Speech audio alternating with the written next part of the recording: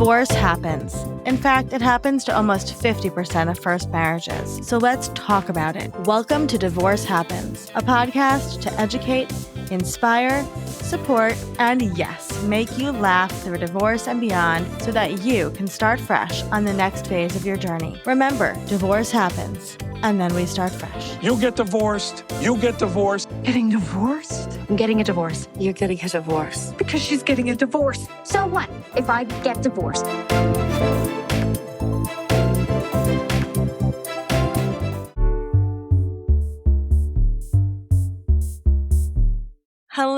Hello. Welcome back to Divorce Happens, the podcast where we support you before, during, and after divorce with education, inspiration, and a little bit of laughter because, as you know, divorce happens and then you start fresh. I'm super excited. This is the first episode of a 4-part series we're doing with one of our amazing Fresh Starts experts, Allison. I'm going to have Allison introduce herself and then talk a little bit about what this series is about and why you absolutely need to listen to it. And then we're going to jump right in. So, Allison, good morning. Who are you? Good morning. Well, thank you for having me. I'm Allison McFadden. I've been helping people navigate divorce for over a decade. Now my practice focuses on helping people reach agreements outside of court. I do that as a mediator, as a consulting attorney, and as a divorce coach. And I find that a lot of people either don't know anything about mediation or there's a lot of misconceptions about it. And so today I want to break down what it is, what it looks like, if it's right for you, and kind of how you can get started. And if this process is what you want to do, give you a roadmap to how to move through it. I love that so much for so many reasons. And for anybody listening, please stay tuned because the episode after this is going to be about how to prep for mediation. And then we're going to talk about what it looks like to be in mediation and then what happens after mediation. So this is the essential guide to everything you need to know about mediation from Allison. Okay, Allison, the reason I'm so happy we're doing this is because we obviously always push mediation first when I talk to people. And what I found from now doing this for 5 years is I'll say to somebody, have you thought about mediation? And they say, I have no idea what mediation is. And it's 2026. So we really need to dispel any myths and rumors and explain that mediation is a great option for divorce when you maybe, don't want to do other things or don't have the finances. So let's take it from a zoomed out perspective here. What is mediation, Allison? Yeah. So I think part of the reason why a lot of people either haven't heard of mediation or they don't really know much about it is because it almost is like a secretive process. And that can be part of the beauty of it for some people. The court process is public. We hear every day about celebrity divorce filings, the specific information that's included in them. And mediation is a confidential process. It's a private process. And so a lot of people, like the fact that a lot of people don't know much about it just speaks to kind of the privacy that it allows for folks. But it also leaves people wondering, like, what does it look like? What does that process entail? And is it right for me? I know I also hear a lot from people, if they have heard of mediation, one of their biggest concerns is, well, my spouse just isn't going to agree or my co-parent isn't going to agree. They're unreasonable.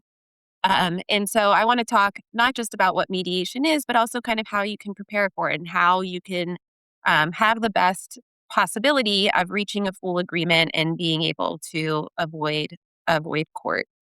So from like that 100 feet level, zoomed out level, mediation's a process where you work with a mediator who's a neutral third party to try and reach an agreement on whatever issues or topics are on the table. The mediator is a neutral third party, so they can't give you any legal advice and they're not going to act as a judge and tell you what to do. Instead, they're going to facilitate the conversation to try to help you and your co-parent or your spouse come up with a solution that works for your family. And mediation's a process where you can come up with creative solutions outside of kind of like the narrow boxes that the court system has to operate within. So it can be a really great, some of those cases where people say, this is really tough, or there's mental health issues or different concerns. Those are actually some of the reasons why mediation might be a good fit, because you're in control and able to really create an agreement that is tailored to the specific needs of your family, your kids, And so there's a lot of like those kind of advantages that I don't think people necessarily know about when it comes to mediation. Yeah, can you just explain for a second when you say you're in control? Because I think that people don't really understand what that I certainly still don't really understand what that means. Sure. But what's the other side of that not being in control? What does that look like in divorce? Yeah. Yeah, so going through the court system, you do give up a lot of control when you're in litigation. Once you file for divorce, that means that the court is going to start setting in court dates. They're going to start requiring you to file certain paperwork, provide certain information. And then ultimately, if you don't reach an agreement, there's going to be a judge, a magistrate who's going to make decisions for your family. And it's oftentimes after maybe like a 2-3 hour trial, right? So this person is hearing very, very little information about you and your family. And then they need to make a decision that has to fit within the parameters of whatever the laws are in your state, as opposed to mediation, where you and your spouse or your co parent are sitting down talking through these issues on your own timeline, right? So, mediation is a voluntary process. You can decide who your mediator is, as opposed to just getting stuck with whatever judge is on the docket for that day. You can choose who your mediator is, you can choose the timing of it. And you can choose how you're going to resolve some of these issues. So, for example, like the house is oftentimes a big issue in divorce. And in most states, there's only like certain things that the court is able to do, whether it's forcing a sale of the house or maybe being able to transfer the property, but only under certain terms, right? In mediation, you can explore a lot of different types of options, whether it's one person staying in the house for a certain amount of time and like delaying a sale, looking into an assumption or different refinancing possibilities. And you can also decide the timeline for when this agreement is going to go into place. You don't have to wait for a court date. You're able to schedule the mediation at a time that works for you and your co-parent or your spouse. So you have a lot more control over from A to Z, the whole scenario there. Yeah. Yeah. Yeah. Absolutely. So for anybody listening, does mediation handle things like custody and parenting plans and financial stuff? Like, do you get into all of that nitty-gritty?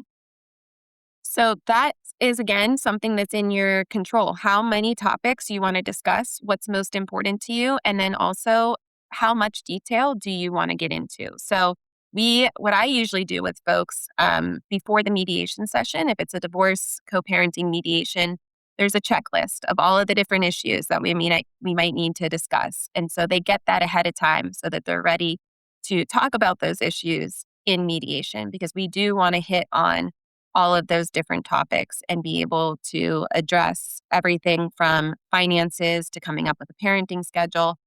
And especially when it comes to a parenting plan, oftentimes, like I said, you're only having a short trial or a short hearing in front of a judge, and they're going to be making very kind of general decisions about how you're going to be co-parenting your kids going forward. They might give you a schedule that might have some holidays. They'll address how you're going to make major decisions, but other than that, they'll generally leave it open. And so this is an area where if you want to have more detail, coming up with your own parenting plan, coming up with your own agreement in mediation lets you address all kinds of different things that might otherwise never get discussed. And you guys will have to kind of just argue about them as they come up instead of having a plan of how you're going to handle them already laid out for you. So real quick, Allison, can you just take us through what it looks like to just walk through mediation from like A to Z, like for like a third grader, like for somebody Sure. that's never heard of it before we Sure. finish up with this episode? Sure. So usually when I can talk specifically kind of about what I do, although different mediators have different processes, but usually what I do is I have an initial call with folks that I don't charge for. So it's a 20-minute call where they can ask questions about the mediation process. I give them a lot of kind of this information that I've gone over that we've talked about so far, answer any questions they have about the process. And then I give them, like I said, that checklist for them to be able to prepare for mediation. Sometimes I'll give them some other documents or worksheets depending on specific issues that come up during that initial call. And then we schedule the first mediation session, which is about 2 hours. We do them over Zoom or we can do them in person. But usually it's the three of us then meeting and talking through these issues one at a time. Once we reach an agreement on some or all of the issues, then I can draft that up as the mediator into a written agreement that they can sign off on, that they can take to an attorney to review, that can be submitted to the court along with whatever paperwork's necessary to finalize the divorce process. That makes it sound much easier. And do I know work with people all over, correct? Yep. So as a mediator, I'm not giving legal advice. I'm able to work with folks all over. And I usually tell folks as a general rule, it's a good idea to have an attorney review any agreement or paperwork before you sign off on it to make sure that you understand what it says, that you know what you're agreeing to, you know what you're giving up, and that you are ready to comply with the terms of what you've agreed to. Before we finish up with this episode and jump into how to prep for it, is there anything people really should know about mediation that you think is really a rumor or a myth out there? I think one of the biggest things, and I think people get it confused with other processes, but I think people oftentimes think the mediator is going to make a decision. That the mediator is going to tell them, this is what you have to do. And that's really not the mediator's role, right? The mediator is not there to make the decisions. The mediator is there to help the parties, the people in mediation, reach an agreement. That's super helpful. For anybody listening, definitely this is a great quick overview of mediation if you had no idea what it was, or if you are helping somebody go through a divorce and would like to share this with them, please send them this episode. On the next episode in the series, we're going to talk about how to prep for mediation. Thank you so much for this, Allison, and we'll see you next time.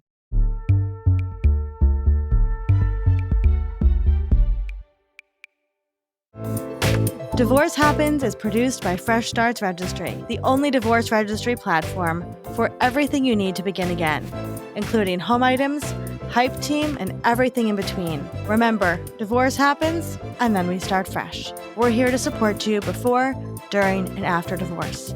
Head to freshstartsregistry.com for more info.